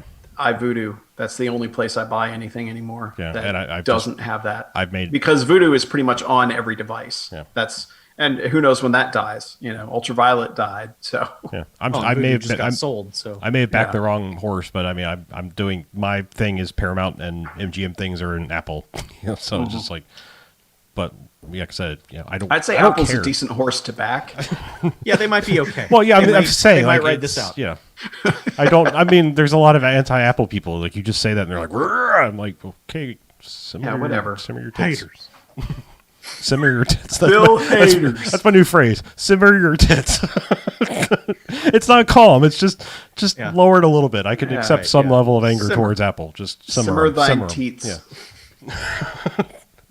All right. Well, while we're talking about dumb shit that's on streaming things, I guess I'll talk about something else. Okay. All right. Okay, I need to preface this with a lot, but I have to. I'm going to first before I say a word because I know I'm going to parrot and then build off of. But I have to give credit where credit is due. That I was directed to give this a try by now co-host of the Slash Filmcast, Jeff Kanata. He's been lots of places, but he's kind of like my reviewer soulmate, if that's a thing. Like the person you most identify with. Like if he likes a thing, 90% of the time I'm going to like it too. Sure. I saw this and was like, yeah, no. And then his impassioned explanation of the show made me have to watch it, and that is Floor is Lava, the new thing that is you've probably seen show up on. I tried watching it, man. Okay, well. Go ahead. I cannot possibly describe this show any better than he did, and again, I'm going to try to have my own thoughts in a moment. But he described this as quantum television, and that it is simultaneously the best thing and the worst thing that could possibly be on a television. And his explanation is brilliant, and I think you should go listen to him rant about it. Because I still don't know if he likes it. That's the wonderful thing about him talking about the show. But he was so impassioned about it that I had to give it a try, and I watched the whole fucking season because I'm sick and I'm quarantined and whatever. You are. Yeah. Okay. So if you don't know, I mean, you should know just from the title. It is grown up. The Floor is Lava. Except like, imagine constructing a dumb Wipeout set. Yeah. With basically making an obstacle course. Making an obstacle course over some red liquid. That's kind of the thing that is like simultaneously makes this the best and the worst is like they actually treat the floor like it's lava, including. At the time, everyone reacting like the person has just fallen into lava and died horrifically, and all the contestants, they're obviously instructed to act like your friend or family member has just fallen into lava, and then accept that they're magically it's like, fine by the end, and then like we got to beat this for Paul Walker type stuff. It's what makes it like I am one of the most staunch anti-reality show people of all time, and like I wholly agree with the quantum television because. At its core, this is such an amazing thing. People around the world, it is such a simple thing. It's like tag. It's like, I know how this is played. The floor is lava, right? And it's like, don't touch the floor. And it's so simple. And you didn't have to reality show everything up to 11. But they do. And it's like kind of almost parody like level. It's so intense. And also like I can't tell if it's like, all right, we're gonna reality show this the fuck up and therefore it'll make it funny, or if it's like Netflix is like it's just their level of like this is the best we can do. Like who is the host? They act like it's a guy, like it's an honor to meet him. I've never heard of him in my life. That bothered the hell out of me because they're like the big prize if you win is you get to meet me. I know his name now because I've watched 10 episodes. His name is Rutledge Wood. But who the fuck is Rutledge Wood? I'm just telling you that is his name. But I am agreeing with you. That I know. I'm asking. Who is he? He's the host of Floor is Lava. Is all I know. But they act like maybe they're prepping for the future. Like by season 3, it's going to mean something like like meeting Jeff Corwin or whatever. All right, he's a NASCAR racing analyst. Okay, sure. But my problem, Jen and I watched the first contestants of the first episode, and we turned it off. Sure. Because like do the contestants get better? Because that family with the two twins, I was like, fuck these people forever. Some of them are amazing, and Fuck some of them Rutledge are the Wood worst. or whatever his name is. Some of them, I know you're gonna hate it because like he has not just puns, but like god awful turbo dad puns. Like it's You know what? I could handle that, but it was something about like it was weird. Like the editing drove me crazy for one, and it's like it's one of those things. Like the problem with Netflix shows sometimes is a commercial break. You need a commercial break. You need that hard division where it's like, all right, I can go back and get a beer now. I Sure. can pause it and I can come back. You know, I can fast forward the commercial, whatever. Like, but when it's just like going through all the way, there's something about it that doesn't work for me, as well as the editing of that show felt like it took those people 10 minutes to get through the thing. And it feels like they edited it down to 3 minutes and then stretched it back out to 10 minutes from those 3 minutes that they took out. Like that's accurate. Yeah. Yeah, like the editing, just like it was just like, man. I will tell you that mom is probably one of the worst people on that show. Like the kids were fine-ish. Why start the first episode with them then? I don't know. Like, but like bring out your fucking big gut. Like, bring out the people you're gonna like. Man, I'm rooting for these people. I love these people. Those people, I was like, I hope that's actual lava. I hope they fall in the it. The flight attendants episode should have been the first fucking one. Melt. The one with the flight attendants. Well, it was the flight attendants, and they actually didn't win because unfortunately it was like the Party Bros or some shit. Because it was like, but like that should have been the first episode. Like that's the hook episode to me. And I will tell you, like, since there is no continuity to the show whatsoever, look in the description and find the one where it describes the Boston Boys is playing, because you will enjoy watching them get destroyed. So I'm just saying, like, that will make or break the show for you, and other people. I would say the flight attendants, because they're like, okay, so I don't know his full his stature. Okay, I'm sorry, I don't know her full stature because I believe he's a drag queen. And so, but I don't know, like, exactly. He said basically, I hadn't done it for a while, and I only started recently doing it. But I believe his teammates were saying her, so that's my caveat of I don't know. But I'm saying one of their contestants was a flight attendant named Chiclet. Yeah, Chiclet. Yes, okay. and she. I'm going to go with she. Was amazing. Yeah, but yeah. So, but I'm saying, like, it's. Again, it's simultaneously the best and the worst thing I've ever seen. And that's Jeff got on his description of it. Like I said, Skip, I believe it's the one where they're talking. Yeah, the chat is also saying go to the second episode. Yeah. Because but they like the only thing that changes whose choice that was to lead with that family is beyond me. I feel like it's just I was just like repulsed by those people. I feel like honestly, I feel like it's just the order they brought these people in. To be honest with you, I really feel like that's the. So they didn't even try hard enough to like let's edit these together into like. Honestly, no. I mean, because like the only thing that changes, and it startled me the first time because they didn't make any big deal about it, is it's almost always 3 teams of 3 are going to do this obstacle course, and it changes rooms or whatever. Even though it's like the same room redecorated, all different shit. Of course. In it. But then like suddenly it was like 2 teams of 3. I was like, is this like finals? Like what's happening? Like, and they were describing it as like something level 2, and I was like. What the fuck? Like, you didn't explain, and then they didn't explain it. They're like, well, here we go. And I was like, what happened? Why is there only 2? This seems like statistically much easier to win now. There was nothing different. And then they did one where it's just like 3 teams of 2 people. So, again, which is, I don't think anyone won that. Like, I think maybe like one person crossed that whole, like, it really showed that their formula needs 3 people for it to work because, like, the way their shit is laid out. Yeah, but I don't know. I can't defend it. I'm just saying I watched it all, and I'm not sorry. Why? Who cares? It's. Yeah. I mean, I watched Palm Springs 4 times in like 4 days, so I can't blame you. Yeah, but just like I said, credit where credit's due. Listen to the Slash Filmcast, the one where it's the primary topic is they're going to talk about Hamilton, but they started with like what did we watch? Oh, Hamilton. Yeah, but it's like at like the 30-something minute mark they start talking about what they've been watching, and he goes into his floor is lava tirade, which is worth listening to. All right. So I might have to listen to it, but yeah. So you still can't even tell if he liked it or hated it. Exactly. I honestly think he only watched one episode. Did you like it or hate it? I don't know. I watched it. No, all right. Here's the dumb thing. I'm not gonna lie. I'm not gonna lie. There were a couple episodes where I was getting into it. Like I was rooting. Like I haven't felt that emotion in so long because I've given up on giving a shit about sports that it was like, am I rooting for this person right now?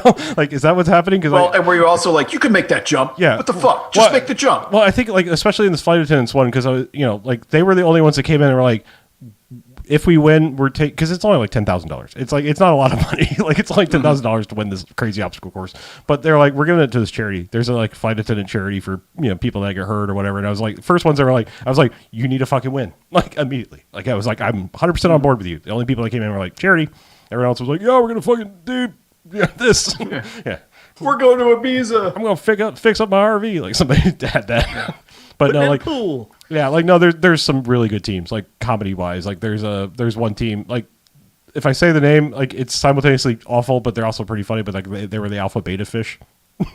Like they met in college and they weren't in a fraternity, so they just made it up, like their own dumb little thing. So yeah, but yeah, I'm saying there's some pretty funny dudes in there, and ladies. But I will. I hate that I will actually try to give the second episode a shot then. And the thing is, like every once in a while, it will shock you because like one set of contestants came on, and I was like, "Fuck you into oblivion," and it was three like social. I think they were called like the social media babes or something like that, and it was just like three Instagram girls, and I was like, "Fuck you into oblivion," and then like Die in the lava. What other? Because like they're all like 4'4", 5'4" or whatever, like petite little things, and then like when they started like doing well in the course, I was like, fucking go, girl. I had like the weirdest pivot like midway through. I was just like, you fucking go, you little weirdo. Like, you're so skinny. Like, I just had like this weird epiphany where I suddenly started rooting for these like. You sound like my grandmother when she was watching TV. She's so skinny. I'm just saying they were weirdly petite and yeah. Weirdly petite. Was that their team name? No. Like they were like I said, they were like the social media babes or something like that. But yeah, I just lame. Like I said, it's a thing. I watched it. I don't know why. All right. Chuck, have you watched anything worth talking about? I watched a bunch of stuff, but I'm not going to talk about any of it. Okay, then. I will just watch mention Floor is Lava. No, I did not. That. No. I mean, let me recommend a show for you, Chuck. It's I'm not sure whether he likes it or doesn't. Just when you're doing the search algorithm, it's just Floor is Lava. Floor is Lava. The is not present except in describing the show on the show all the time. So okay. I did rewatch Copland, which Harlow, I know that is a movie that you do not like. I haven't watched it since it came out, but I did not like it at the time. Well, that is a movie that I have always really, really enjoyed, and it just kind of felt like a time to watch some terrible cops get fucking wrecked.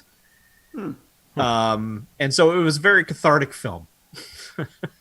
It's the rare instance where that entire movie is like the no man's land scene in Wonder Woman, where it's basically just like someone fucking do something and then someone finally does something. That the cast of that movie is insane. The cast of that movie is fucking insane. And everyone is giving the kind of performance you want out of them. Ray Liotta is crazy, and Robert De Niro is intense. And there are two scenes of De Niro's that still just make me laugh like a goddamn idiot because he is just going insane. It's the two famous. Everyone knows exactly what they are. It's a good performance from Stallone.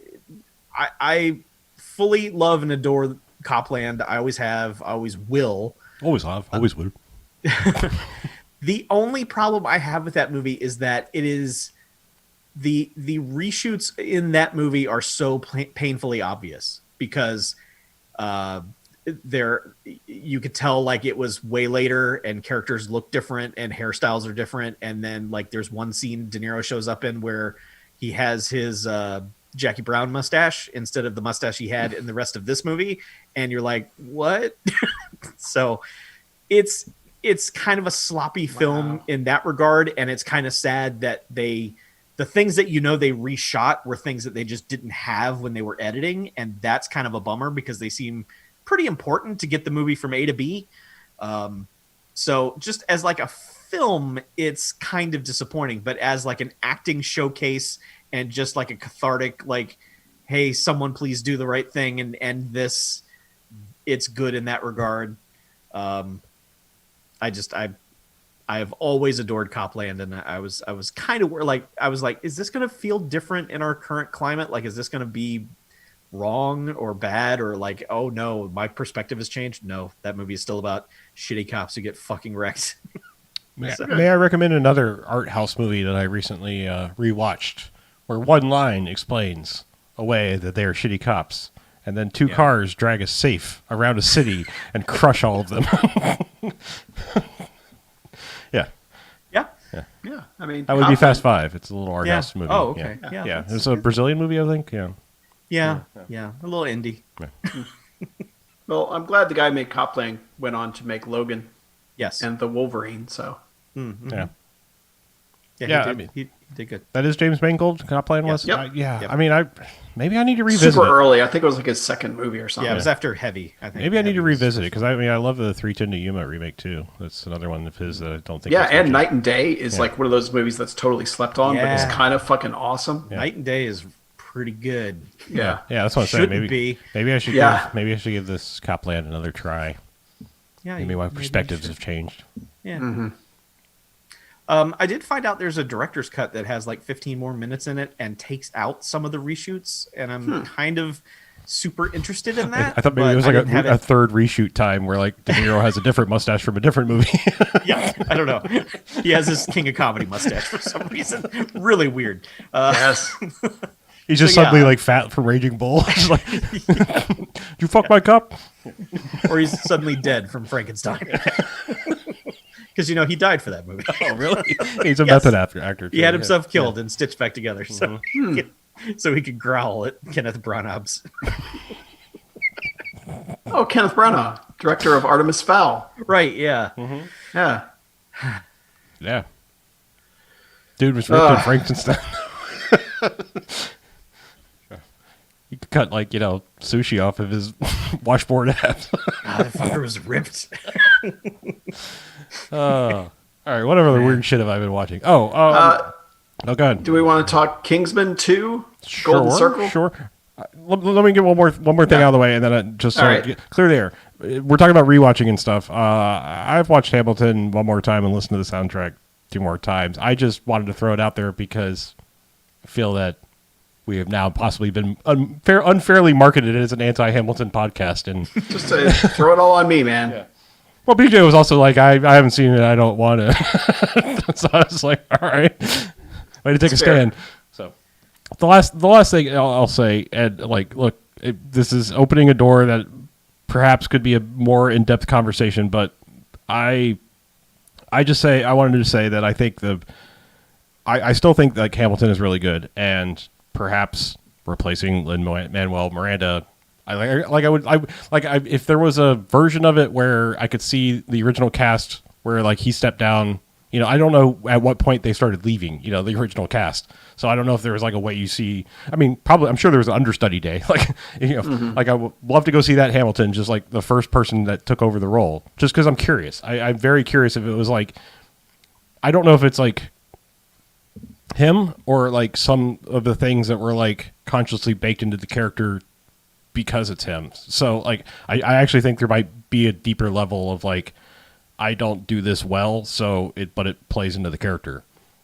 I mean, I feel like there's a few instances of that. Anyway, but what I want to really truly say that's the bigger, deeper issue is I think what's super important about Hamilton, and I think while I'm not mentioning my love of it or I think the quality of it, I think what's super important about it is that it's a vehicle that is opening a door that is like another country club type of thing. I mean, Broadway has long been not a place where people of color get the same types of roles as other people. And Arthur Ashe and the Williams sisters and Tiger Woods before them, it is people coming into things that were predominantly dominated and by white people, basically. And it's here's a new thing where it's opening up a door, so to speak. And like I said, it's a little bit different because sports are something where it's you can quantifiably say this person is this good at this because they achieved this score, Mm-hmm. And art is super subjective. And I've watched and listened to some things, especially recent commentary by the cast, kind of reacting to releasing it now and possible criticisms that were even not thought of maybe a couple years ago. And They just said the biggest thing they said was like, all they hope that is like this opens the door, and they all can't wait to see something that makes this look quaint. Like that this does like look like, yeah, that was silly, and here's the real thing that was like really more awesome all along that we were waiting for, and they all kind of said that. They were like, there's a day where like this is just going to look like this quaint thing, because right now it's got to ride that fine line. If it's like you've got to be on Broadway and you've got to be successful in Broadway, which means you can't be just completely against Broadway. Your show still has to fit that act structure and the musical cues and things that people expect when they go to a Broadway show. It's fine if it changes some things. So that's just it. I feel like dismissing it completely out of hand is unfair to something that's kind of groundbreaking in that way. Yeah, I mean, I'm glad people like it. I'm glad they enjoy the music. Not everything is for everybody, and obviously that and Lin-Manuel Miranda are not for me. So, hope me shitting on it doesn't take away from that for you. I mean, no, you not to me. You can still enjoy it. Yeah, but I mean, like, and other people who've written us and have been like, sure, no, you're totally wrong. You forgot that George Washington rapped, and it's like, okay, fine, like, yeah, that's cool. Like, yeah, and I know, and just like Palm Springs, I know there are people who are just like, Andy Samberg, this is bullshit. Fuck this movie. It's like, well, I'm sorry you don't get to experience that, yeah. And that's probably, and that's the attitude you should take with me. Sorry you don't get to enjoy this. It's this, like, I mean, I'm saying this is, I'm not holding this against you in any way. I'm just coming to the defense so that it doesn't sound like we're all just like Hamilton, like I'm not of that opinion at all. And yeah, I know. And I came on really strong last episode. So. Yeah. I guess I probably should have been prepared for it, because it's a musical. We know that you're kryptonite. we said this, like we've scheduled musical episodes when you're not going to be on the podcast. So you're not wrong. Yeah, but no, I was going to say like a more personal thing, and it doesn't offend me. Is that I've said basically the same thing to Mackie when it comes to his disenjoyment of Queen. To me, it's like I enjoy it, and it's another thing I can enjoy, and I don't. I'm sorry, you can't. Like that's all I can really say. It's like It's more fun to have things you enjoy, and it's not fun to have things you don't enjoy. That's kind of what Bamcast is about, isn't it? Yeah. That's what makes the jukebox play, is it? It's just with the quarantine, we've kind of shifted to things that are a little less trashy, I guess. Yeah. And the last thing I'll say about Hamilton, we can move on for possibly forever, unless Chuck watches it 3 years from now or whatever. I don't know if the hype. Well, I'm just saying I don't know if the hype's going to die anytime soon. How many times has your wife watched it? 12. Like the movie version, you mean? It's on like background noise all the time. Yeah. The last point I was going to make is like my song preferences keep shifting like drastically. Like which one I like, because like to me there's several really good songs. Like George Washington's "How to Say Goodbye" song in the end, fucking that dude can sing. Yeah. So just saying that one I think might be my new personal favorite one. It's good. Anyway, moving on. Kingsman. Man, speaking of Kings and Georges and stuff, Kingsman, right? I don't know. Segues. Yeah, Kingsman, Golden Circle. Watched it, day after Bamcast? Because I know we talked about how Jen and I were going to watch it Tuesday night, and then just didn't get around to it and had to wait. We watched it Thursday. That one's weird. It's very much like you mentioned, Harlow, where it's kind of like it's more the same, but it's just not as good. And it feels like it should have been like the fourth or fifth movie in the series, because they're kind of like, it's one of those cases where it's like, we're going to blow up the premise.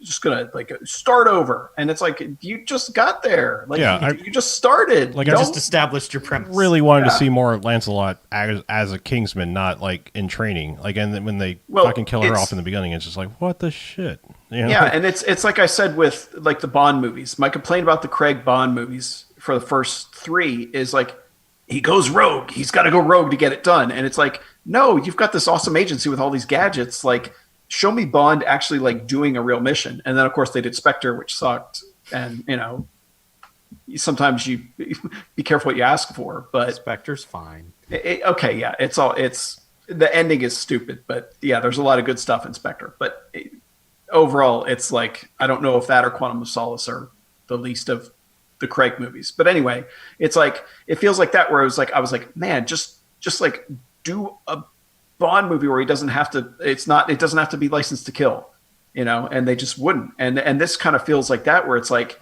it's almost, I know it's based on a comic, but it feels like when you've got a comic that's been running for a while, and then they bring on a new writer and a new art team, and first issue is like, bam, blow up the premise. Yeah, you like that guy? He's dead. Get him the fuck out of here. Oh, this guy's the new main guy. You know, it's like it felt like that, like a reboot issue, but it's the second movie. I could be wrong, but I mean, I don't think it's not a comic in terms of like an ongoing thing. I think it was only ever a graphic novel, and I don't know if Golden Circle started as a graphic novel or movie first. To be honest with you, or maybe it was.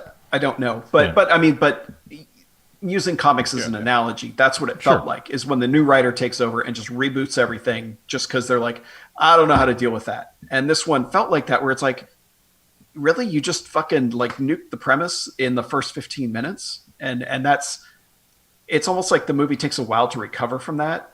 Because, I mean, granted, they had me in at the whole car chase set to Let's Go Crazy on the radio. Because totally, it's like, totally forgot how good that was. It's so good. It is so fucking good.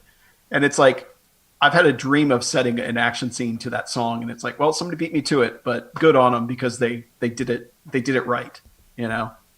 And then, the Saturday Night's All Right for Fighting at the end is just like, all right, thank you. Also, now we live in a real weird meta world where young Elton John had to go save actual Elton John. Like that's really bizarre. I honestly think like that's why he showed up in this, like that they were already working on that Rocket Man movie, like that. Somewhere we're like, hey, meet the guy you're going to play, and then he was like, hey, you want to go make a cameo in the movie I'm making now? It's only like his second movie credit ever. Yeah, probably. And he's in it a lot. It's not like he just shows up for a scene and be like, oh, I'm Elton John. Right. Yeah, it's not a cameo. He's a character in this film.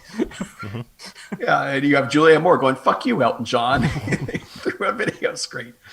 Yeah, and her character is just, man, they set her up so well, and then they just don't do much with her. Yeah, she's not a well-developed villain. Yeah, it's just such a weird movie because there's so many like little pieces I love, but then it's like C-Tate, awesome scene with C-Tate. C-Tate's not in the movie anymore. Yeah, he's on ice. Yeah, like that is everything is like it feels like a weird tease. Like it's okay. And in the IMDb trivia, they mentioned that the original cut was 3 hours and 40 minutes long, and they're like, "Do you want to make 2 movies out of this?" And he said, "No, I'll make it 1." And apparently, so they cut all the American Kingsman stuff out. I don't know. I desperately want to see what the hell was in that movie with that extra hour and 20 minutes worth that was in there.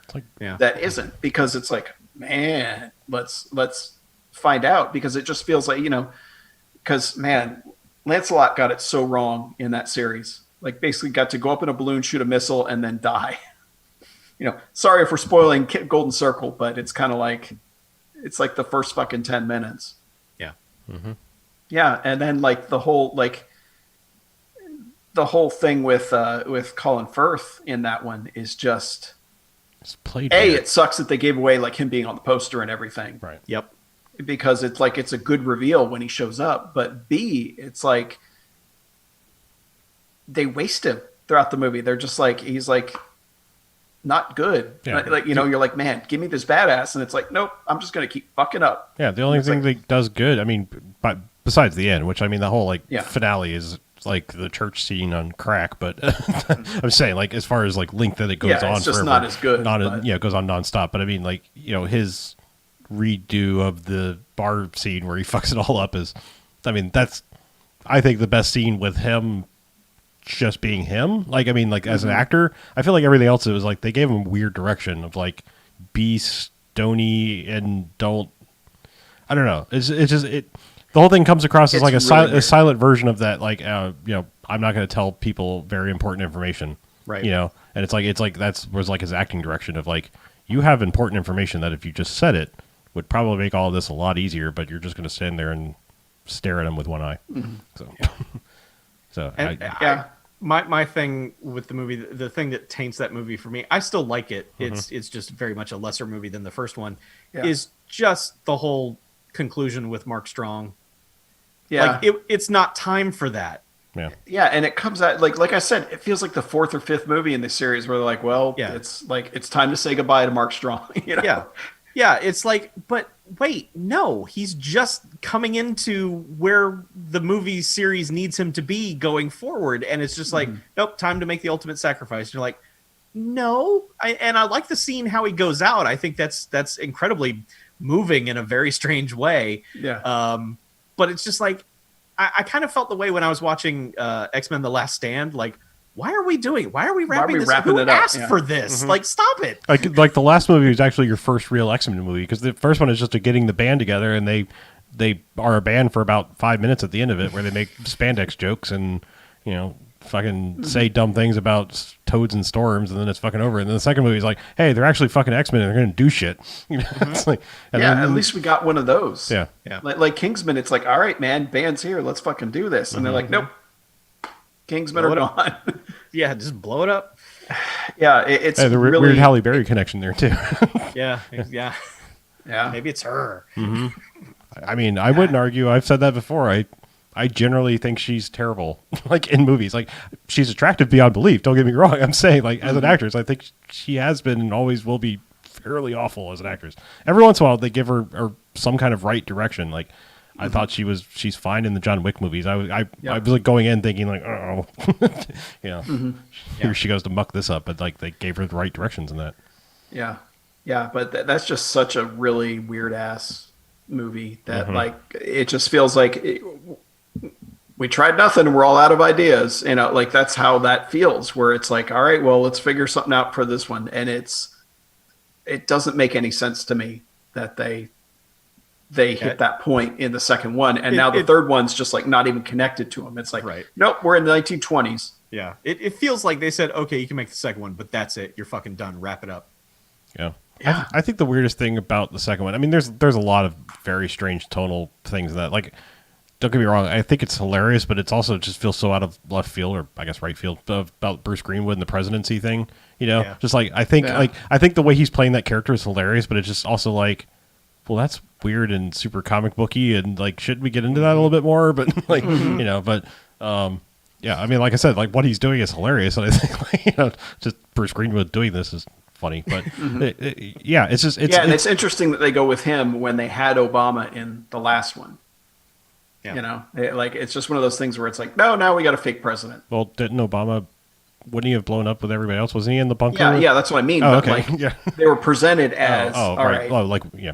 The actual president is the president in this world. Sure. And this one they're like, no, it's Bruce Greenwood.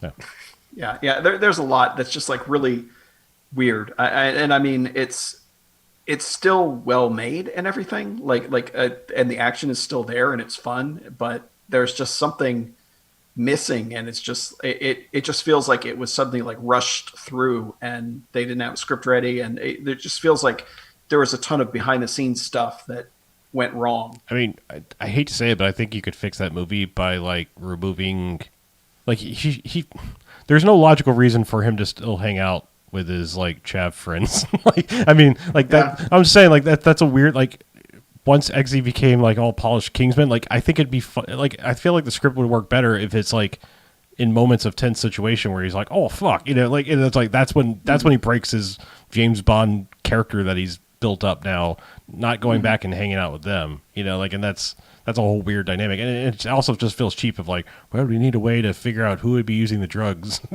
Like, oh, one of his friends, just one, is apparently smoking meth. Like, I don't know why he was like freebasing some shit. I was like, what the fuck are you doing, dude? Like, but anyway, just like, it's a weird movie. I would be very curious to see like what that extra hour plus was. I wonder if it's on the Blu-ray. I never watch extras anymore. I doubt it. I mean, things like that. I mean, that's such an effects-heavy movie. I can't imagine they would have finished any of it. And I doubt they have some version where it's just whatever. Release the Golden Circle cut. Oh God. But I'm just saying, I don't think that movie did enough that like they would bother like putting out a disc version director's cut thing. Like, I think it kind of. I mean, I guess it did all right. On the effects in quarantine, maybe I'm wrong. I didn't really look at the numbers, but I mean, they did make the Kingsman that we'll probably never see. But yeah, I know. But I mean, like, I guess if it got that prequel, it did okay. They don't make movies if they don't make money. They must think there's money in the name, because that's like the most insignificant prequel sequel thing ever. It's like, hey, remember those 2 other movies? Well, here's something Yeah. mostly unrelated. Yeah, and honestly, like where Eggsy is at the end of 2, it's like, how do you even become a secret agent? Like, how does this even work now? You're done, right? Yeah. You're retired, which leaves nobody.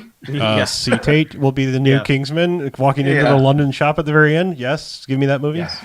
I want him. I want a fish out of water. Like I want that fish. I want the American fish out of water. Like not just like the cultural in the same country. Because like I want the full blown. Like I literally don't understand what you're saying. Level of fish out of water. Like with Britishisms. UK slang. I'm just saying like even class differences know what the fuck they're saying between the levels there. Yeah, something like that. But yeah, it's an all right movie. But yeah, it's kind of a disappointment. Because I know that plenty of people hate the first one, hate it, but I'm on board with it, and it gets better every time I watch it, and it's more in that universe. It's just like they took that universe a direction I didn't want it to go. Yeah. Because they kind of Alien 3 it, where they're like, yeah, well, we're doing this now. So, All right. Well, I have one last movie. I think if we're all right, got anything else, anyone? Nah. All right. Well, as I promised last week, I've been digging into my iTunes library and trying to watch some movies that I've somehow owned but never had actually seen through movie packs or Chuck's random texting me codes of movies that he's found. My gift to you. Your gift to me. But I think this was an 80s pack that I bought, and I realized I had never actually seen Pretty in Pink. Not a shocker because I spoiled it last week, and this was coming. I don't think I like Pretty in Pink. Like, I think that might possibly be the worst John Hughes movie. Like, I mean, besides like Latter Day, like fucking Some Curly Kind of Sue. Wonderful is lesser than. Yeah, I mean, yes, I almost actually want to agree with you. Like, somehow I've seen that and never saw Pretty in Pink. Go figure. But Okay. I almost want to agree with you, but like, I am so disturbed by a perceived message in Pretty in Pink because, I mean, if we're being honest, like the movie is like, hey, you're supposed to pick Ducky, but Ducky's kind of like the incel poster child. Like, I mean, and it's like, I don't know what message that movie is like sending to anyone by the time it's over. Like, it feels like, it just feels like really broken. Like, it's like, I don't, like, you're presenting no good choice. Like, where's option C? Like, does she have, like, can she go be a lesbian with Annie Potts or something? Because that's probably a better choice. I'm saying, like, then, either of the guys that she's presented with, like, Annie Potts seems like a good support system there. Like, they have a lot in common. I'll be honest. Like I was laughing when I was editing last week's episode because you were like, I need Chuck to talk about this episode. I've seen Pretty in Pink once. I don't like it either. Okay. All right. Well, I don't know. That and Some Kind of Wonderful are never in my rotation. I do not find them entertaining. Sure. Okay. So. Well, I was expecting. But I agree to be with like, you. It's nothing about it appeals to me. Yeah, it's one of those things where it's like, no, neither. Like, and I mean, like, her dad's a piece of shit too, kind of, like, really all the way. I mean, he's not shitty, like he's not beating her, or like, like anything like awful like that. I'm just saying, like, he's a piece of shit. He doesn't work. He's lazy. He's a do nothing alcoholic. Yeah. And it's just, I don't know. It's a weird movie. I just don't. I literally. It's one of those things. Like, I'm like, who the fuck were certain movies in the '80s for? Like, some of these, like, ladies. No. I mean, no, because look, as much as I don't like Pretty in Pink is a hit in my household. I'm just trying to figure out why. Like, I mean, like I'm even behind 16 Candles, and that one's got some fucked up messages in it too. Like, so does The Breakfast Club. Like all the '80s movies have problems. They all do. Well, I mean, like Breakfast Club's, I think, the most like universally like, okay, like I can get behind most of the messages in that. Like that one's the one about breaking down so-called cliques or class barriers or whatever, and the person that sparks your fancy might not be the person you would think because you're bros or whatever, or like, don't look at her, she's a weirdo. Like I'm saying, like that's what like Breakfast Club is like about, breaking out of like your cliques and social circles and meeting the right people regardless, which is what life's about. And the other ones are like, nah, go with the rich kid. Like that's the way to go. Like old 1950s security bullshit, like where it's just like this dumb patriarchal, like, go be a housewife, you got to get the rich guy. Woohoo! Yeah. I don't know. It's just like that one's like feels extra egregious. Like I think it's just some level of like, maybe it's probably the combo of like having James Spader and fucking Andrew McCarthy. Like it's just like, Yeah. it's just like like so much like fucking 80s douchebag, smarm. Like It's just dripping with. don't get me wrong. James Spader's great. I'm just saying, like, like if you want to fucking like. Why get Bret Easton Ellis like poster child like for the like I'm gonna make a drama about the super rich people, like it's like okay, Yep. like I'm saying like that's pretty pink like this weird like it feels like it wants to be this gangway to Bret Easton Ellis, like where it's like you can get to that douchebag societal thing if you just work harder, girl across the tracks, and it's like fuck you, why would I want to know? Anyway, I don't like Pretty in Pink, so I'm done talking about it. I mean, All right. like, all jokes aside, like, I mean, yes, I have lots of problems with the character. John Cryer is fucking going crazy in that movie. Like, I mean, like, from an acting standpoint, he's fucking going nuts in that movie. And here's the 80s cocaine. yeah, I'm sure. Because I was about to, I'm about to give a really big like, what the fuck is wrong with you? But I have seen his other two '80s movies a whole bunch of times and never seen Pretty in Pink. Like Hiding Out. yeah, I've seen Hiding Out, and then was it like Welcome Back Somebody or something? No, that's Welcome Back Roxy No, Carmichael. you're thinking, no Small Affair is the other one. You're thinking of Welcome Home, Roxy Carmichael. Yeah, which he's not in. That's Winona No. Ryder, right? Yeah. No Small Affair is the other big. He's in some big-ish. other one that's like hiding. Well, no, Hiding Out is about hiding. Fuck, I'm gonna have to look it up. Anyway, I'm saying I've seen those movies. I don't know why so many times. Like I don't know why. Like I'm probably HBO days or something. Like hey, this is on a random video cassette that got recorded and watched this a whole bunch of times. Movies were weird back then. Like it wasn't just like what do I want to watch now? Like, No, it's just what's on this tape. yeah, when can What's I on our tape? when can I be taken to the video store, have money to purchase the thing, bring it back, take it back the next day? Like, it was a hassle. So. Yeah. Sucked. But Everything yeah, sucked. I mean, weird incel character aside, he is fucking going for it in that movie. Thanks, Look, cocaine. this is why Ferris Bueller's the best John Hughes movie, because he's all just about having fun. All right. Well, did you know that Cameron actually doesn't exist? He's just Tyler Durden. Oh, Scott, shut up. Yeah, That's actually the best movie to do that with, though. I mean, of all the like ones where people have tried to shoehorn that theory into, Ferris Bueller does Sure. work the best. Yeah. Still. yeah. There's only like Still two stupid. instances where it breaks, I believe, where like someone is a Guess direct, what? like talking to both of them. Scientific method, ergo, that theory doesn't work. Busting out some ergo. Ergo, Uh-huh. no. I have disproved your theory. Scientific method. Well said. It's very easy. If one thing breaks it, it breaks all of them. Yes. But no, I guess I should watch Pretty in Pink at some point, just so I can go, no, I really liked it. I don't think that's going to happen. I like Yeah, movies that's- where the people shouldn't end up together. The thing is, you're going to hate Ducky too, and Yeah. I mean, for additional reasons, like all the things I was just I saying, know. he's fucking going for it. You'd be like, "Fuck this guy." I Yeah. sometimes still appreciate the Donald Energy. O'Connor fucking cocaine fiend like dumb shit, like make him laugh. That's all I gotta say. well said. Yeah. Does anybody have anything else? Not of consequence. I've watched more things, but I don't But- think anyone cares. Yeah. We talked for an hour and a half anyway, so I think we're good. Okay. Yeah. So if you want to get in touch with us, write us at bmf@bmfcast.com. Check out bmfcast.com, obviously our website where all the social stuff is. If you want to send us a voicemail, 910-5-JOCKS-BMF, 910-556-9263. Call the Garfield phone. Leave a message. Yes. We will play it as long as it doesn't suck. That's our guarantee. We'll probably so still make play it sure- anyway. Mm, We have omitted Yeah. very few voicemails over time. We have the monopoly on sucking around here, so you can't too. Yeah. Right. yeah. Be better than us.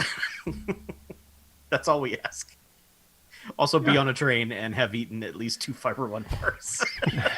Or Yeah, 4 did Fiber that guy 2 ever bars. write back, or was he still dead? No. He died. This is how SpaceX was born. It's a missile the size of a Falcon 9. It put him into an infinite time loop Yeah. where he was just constantly eating fiber bars and pooping himself to death every day. Man, that sounds pretty good, right? I really don't want to smell that musk. Oh, by the way, watch into the end credits of Palm Springs, Yeah. because there are actually letterbox reviews. Like there is a scene that addresses one thing, and there are letterbox reviews like, I took off half a star for this, and I'm like, you didn't wait literally 12 seconds of credits to get to that scene. No. Because I timed it. I was like, okay, how long does it go away for? Like, are they showing credits? 12 seconds. So, like, I don't know if, like, Netflix has trained people just like, no, hit stop immediately or what. But, like, if you can't wait 12 seconds into the credits of a pretty good song to, yeah. Anyway. Well, as far as, like, not doing things and deducting stars, one last thing I'm going to say about Floor is Lava. I watched the entire season waiting for someone to fall into the lava and give the Terminator thumbs up. No one did it? I'm to the point that I'm like, all right, are you all so fucking stupid that you didn't think to do that? Or did they, like, specifically say, you may not do this? Because they would all end up doing it. I don't know. I mean, there was a couple people that, like, did the slow fall, like, I didn't just, like, wipe out into the lava, and, like, the perfect opportunity to just sink in. And, like, I mean, like, I want to be, I have no business being on that show physically, but I want to for that very purpose, which is dumb because that means I've lost, but I just wanted to actually do the full, like, as I'm going down. Like, I want to do it. Worth it. I want to do it proper. Yeah. That's all. Okay. Do or don't watch Floor is Lava. Well, maybe our floor will be lava soon, and you can do that. Yes. Yeah. All right. All right. Let's get out of here. Yes. Yeah. I'm Harlow. Shall we? What? I don't know. What? Fuck, I'm doing it again. What are you saying, Chuck? He's talking. He's saying my shit. Yeah. Let's get out of here, shall we? Yes. I'm Marlo. I'm Mackie. I'm Chuck. I'm This is BJ. Jamcast out. Why'd you fuck it up? I'm BJ. Yeah. Happy. DJ does not speak like that. Oh, I'll just delete his track. BJ's track or my track? No, your chipmunk track. Yeah. Wow. A Yeah. high energy conclusion. No, he said Always, he said man. the thing. You can just mute Yeah. my track. I will Like mute you your said. track. I'm fucking mute your track. Get the man's track. We're gonna come through this goddamn weekend.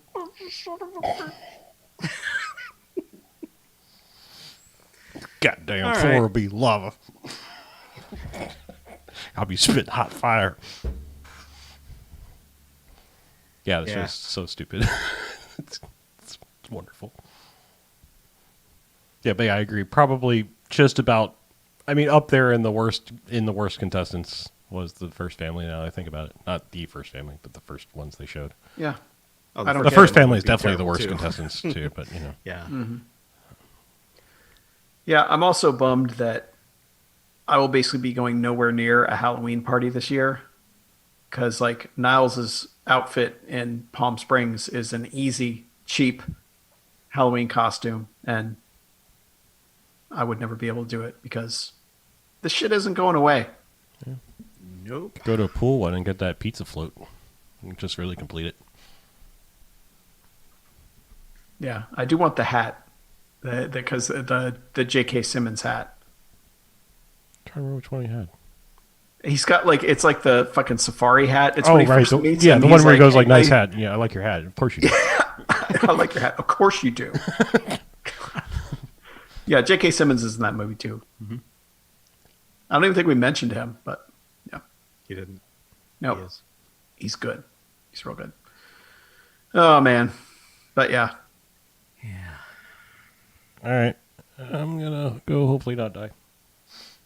I'm actually. Please don't die. I'm feeling much better actually. hey man, feel better. Yeah. Glad you got swabbed. Yeah, stop feeling bad. Yeah, start feeling good. I'm working on it. I'm just hoping I don't have Yeah, the Rona. Nah, Yeah. just fucking feel better. Yeah, Fuck. I don't recommend the thing if you can avoid it. The swab. Yeah. Yeah, that was Jen's opinion. Is don't get swabbed. Yeah. I mean, it's like I said. I think the flu one's worse. Weirdly, because that feels like a hard swab that they just like poke something with. This was like almost felt like a little bit softer, like a dental placker. You know, like it felt like it could conform down into whatever it needed to touch, but it also just felt fucking weird, like a thing going down your nose. But so, like I said, it's like it didn't hurt in any way. It's just like, yeah, that's not right. That's not supposed to be there. Yeah. Bad touch. Bad touch. You cut it out. Show me on the nose where the swab touched you. Yeah. But yeah, like I said, I honestly feel like the flu swab hurts more. Like I feel like when they do this flu swab, it's like my eyes water for like an hour after that. This was like 3 good nose blows and I was good. I was just like, all right, yeah. Yeah. Anyway, yeah, Yeah. yeah, shouldn't get swabbed. But apparently the blood test one doesn't tell you if you like have it currently. It's literally just an antibody test. So Yeah, like, the blood test is just for the antibodies, which so like, you know, Which means you had it in the past, right? Is More that than- the I deal? mean, it could, it Probably. can show up that you have it currently, but not necessarily. It depends on like at what stage the antibodies have kicked in, if they're doing anything. And Yeah. so like, yeah, it's like, I honestly, until they prove that like if you have the antibodies, you're immune, I don't even understand why we're going ahead with these fucking tests. It's like, what does it matter? We've proven nothing about like you're now Superman. You can walk amongst the people. Like, Right. like it's just we're still doing the test, but from what we're being told, it doesn't fucking tell us anything. Yeah. It's like, I don't care if you have it currently. Like, go away for 2 weeks. Only 2 weeks. Stop at Yes. that. Yeah. Oh well. All right. I should hit stop. Me and I too. should upload this to Chuck. Please do. Export away. We said this is episode 13, right? It is. All right. He says yes. I will agree. FQVH013-MAKI. Save it. Save dat wave. Yeah. Save dat shit. Send me a dat tape. I will. I'm sorry, the cat just leapt from one chair to the other, thus causing it to start spinning around with the cat still in the chair. I don't know. Just amusing. Cats are dumb. A good time. Oh man, somebody reviewed Lost Highway on Letterboxd. Now I need to watch Lost Highway again. Lost Highway is on Peacock. Does it have commercials? At the beginning. Oh, just the beginning? Yeah, they I can front like 2 or 3 commercials and then. Oh, so it'll be like being on the airplane. But I don't. Yeah, 'Cause that's what the plane does. You see the same 3 commercials at the beginning, and then Oh. I'm pretty sure. It's like Hulu. Hulu movies do the same thing. I'm They pretty. don't break up. Pretty sure you're still going to see the Ghost Whisperers. Palm Springs didn't. Phantoms all in that movie though. Well, we pay for Hulu. Well, I just meant on an airplane. You're not Oh. going to see like it's going to be Oh, edited yeah. movies. Hmm? On the airplane, you're going to watch edited movies. So they're not. they were not edited. They're not edited anymore on the They're like airplanes? Once Upon a Time in Hollywood was not edited. It Oh, I made guess- a point to say that in the beginning. I guess if you have the little screen now, they're like, Yeah. Yeah. I'm still thinking about like showing. And it. those screens are weird because like if you're a little bit off to the side, you can't see. Yeah, they got the privacy film on them. Yeah. Which is so they can do that, so little kids don't go like, oh look, boobs. I'm just going to watch the guys next to me movie. Yeah. Watch Brad Pitt mutilate these hippies. Yeah. Dead hippies. Are we still online? Yes. Oh, Do you hey. want us? Do you want us to not be? Yes. Okay, Bye, fine. everyone. Chuck says no more to you.